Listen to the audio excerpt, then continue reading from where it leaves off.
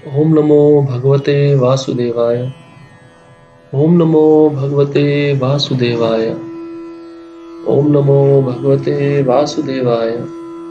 श्रील प्रभुपाद की जय। गुरु गौरांग की जय। आज हम भागवतम के तृतीय स्कंद से तीसरे अध्याय का श्रवण करेंगे और इस अध्याय का शीर्षक है वृंदावन से बाहर भगवान की लीलाएं। श्री उद्धव ने कहा, तत्पश्चात भगवान श्री कृष्ण श्री बलदेव के साथ मथुरा नगरी आए और अपने माता पिता को प्रसन्न करने के लिए जनता के शत्रुओं के अगुआ कंस को उसके सिंहासन से खींचकर अत्यंत बलपूर्वक भूमि पर घसीटते हुए मार डाला।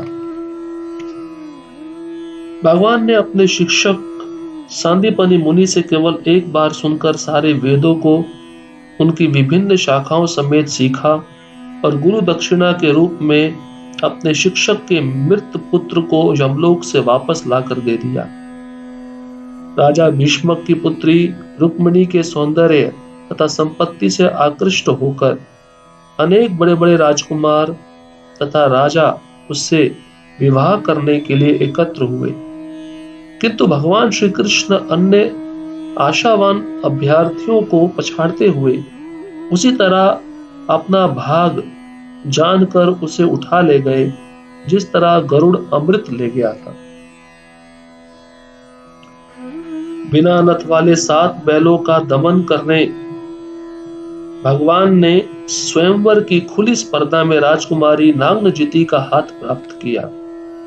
यद्यपि भगवान विजय हुए, किंतु उनके प्रत्याशियों ने राजकुमारी का हाथ चाहा, अतः युद्ध हुआ। अतः शस्त्रों से अच्छी तरह लैस भगवान ने उन सबों को मार डाला या घायल कर दिया, परंतु स्वयं उन्हें कोई चोट नहीं आई। अपनी प्रिय पत्नी को प्रसन्न करने के लिए भगवान स्वर्ग से पारिजात वृक्ष ले आए, जिस तरह की एक सामान्य पति करता है, किंतु स्वर्ग के राजा इंद्र ने अपनी पत्नियों के उकसाने पर, क्योंकि वह स्त्री वश्य था, लड़ने के लिए दल बल सहित भगवान का पीछा किया। धरित्री अर्थात पृथ्वी के पुत्र नरकासुर ने संपूर्ण आकाश को निगलना चाहा, जिसके कारण युद्ध में वह भगवान द्वारा मार डाला गया। तब उसकी माता ने भगवान से प्रार्थना की, इससे नरकासुर के पुत्र को राज्य लौटा दिया गया और भगवान उस असुर के घर में प्रविष्ट हुए। उस असुर के घर में नरकासुर द्वारा हरण की गई सारी राजकुमारियां दुखियारियों के मित्र भगवान को देखते ही चौकन्नी हो उठी। उन्होंने अतीव उत्सुकता, हर्ष तथा लज्जा से भगवान की ओर देखा और अपने को उनकी पत्नियों के रूप में अर्पित कर दिया। वे सभी राजकुमारियां अलग अलग भवनों में रखी गई थीं और भगवान ने एक साथ प्रत्येक राजकुमारी के लिए उपर्युक्त युग्म के रूप में विभिन्न शारीरिक अंश धारण कर लिए। उन्होंने अपनी अंतरंगा शक्ति द्वारा विधिवत उनके साथ पानी ग्रहण कर लिया। अपने दिव्य स्वरूपों के अनुसार ही अपना विस्तार करने के लिए भगवान ने उनमें से हर एक से ठीक अपने ही गुणों वाली 10-10 संतानें उत्पन्न की। कालयवन मगध के राजा तथा शाल्व ने मथुरा नगरी पर आक्रमण किया, किंतु जब नगरी उनके सैनिकों से घिर गई तो भगवान ने अपने जनों की शक्ति प्रदर्शित करने के उद्देश्य से उन सबों को स्वयं नहीं मारा। शंबर, द्विविद, बाण, मुर, वलवल जैसे राजाओं तथा दंतवक्र इत्यादि बहुत से असुरों में से कुछ को उन्होंने स्वयं मारा और कुछ को अन्यों यथा बलदेव इत्यादि द्वारा मरवाया। तत्पश्चात हे विदुर, भगवान ने शत्रुओं को तथा लड़ रहे तुम्हारे भतीजों के पक्ष के समस्त राजाओं को कुरुक्षेत्र के युद्ध में मरवा डाला। वे सारे राजा इतने विराट तथा बलवान थे कि जब वह युद्ध भूमि में विचरण करते तो पृथ्वी हिलती प्रतीत होती। कर्ण, दुशासन तथा सौबल की कुमंत्रणा के कपट योग के कारण दुर्योधन अपनी संपत्ति तथा आयु से विहीन हो गया। यद्यपि वह शक्तिशाली था, किंतु जब वह अपने अनुयायियों समेत भूमि पर लेटा हुआ था, उसकी जांघें टूटी थी। भगवान इस दृश्य को देखकर प्रसन्न नहीं थे। कुरुक्षेत्र युद्ध की समाप्ति पर भगवान ने कहा, अब द्रोण, भीष्म, अर्जुन तथा भीम की सहायता से 18 अक्षौहिणी सेना का पृथ्वी का भारी बोझ कम हुआ है। किंतु ये क्या है? अब भी मुझी से उत्पन्न यदुवंश की विशाल शक्ति शेष है, जो और भी अधिक असहाय बोझ बन सकती है। जब वह नशे में चूर होकर मधुपान के कारण तांबे जैसी लाल लाल आंखें किए परस्पर लड़ेंगे झगड़ेंगे, तभी वे विलुप्त होंगे, अन्यथा यह संभव नहीं है। मेरे अंतर्धान होने पर यह घटना घटेगी। इस तरह अपने आप सोचते हुए भगवान कृष्ण ने पुण्य के मार्ग में प्रशासन का आदर्श प्रदर्शित करने के लिए संसार के परम नियंता के पद पर महाराज युधिष्ठिर को स्थापित किया।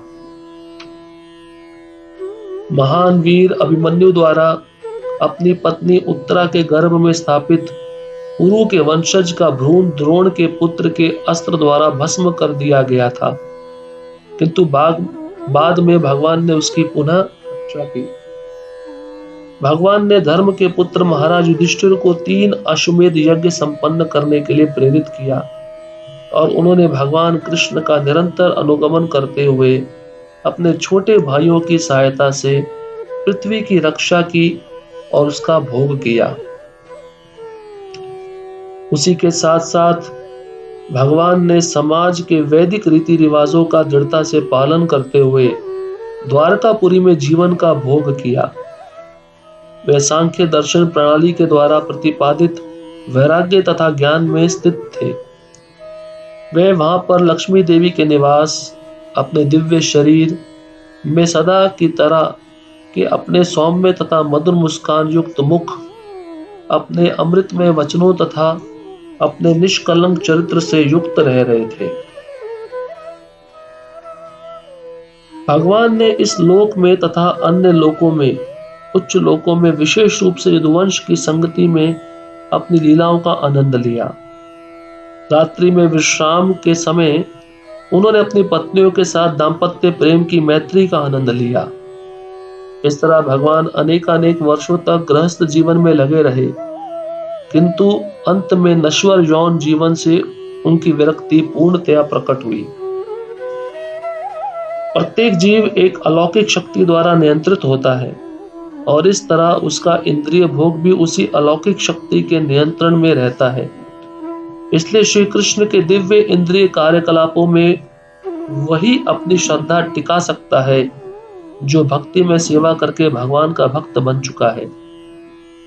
एक बार यदुवंशी तथा भोजवंशी राजकुमारों की क्रीड़ाओं से महामुनिगण क्रुद्ध हो गए, तो उन्होंने भगवान की इच्छानुसार उन राजकुमारों को श्राप दे दिया। कुछ 1 महीने बीत गए, तब कृष्ण द्वारा विमोहित हुए समस्त वृष्णि, भोज तथा अंधक वंशी, जो कि देवताओं के अवतार थे, प्रभास गए, किंतु जो भगवान के नित्य भक्त थे वे द्वारका में ही रहते रहे।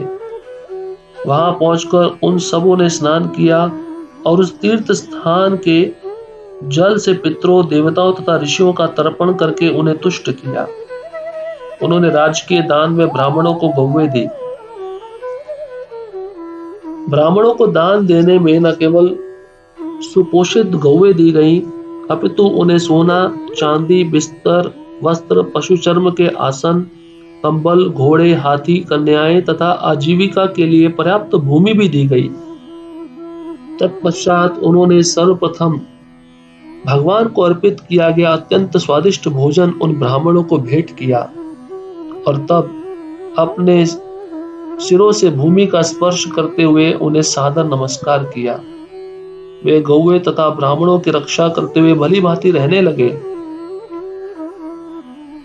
इस प्रकार श्रीमद् भागवतम के 3 स्कंद के अंतर्गत 3रा अध्याय पूर्ण हुआ। श्रील प्रभुपाद की जय। गुरु गौरांग की जय।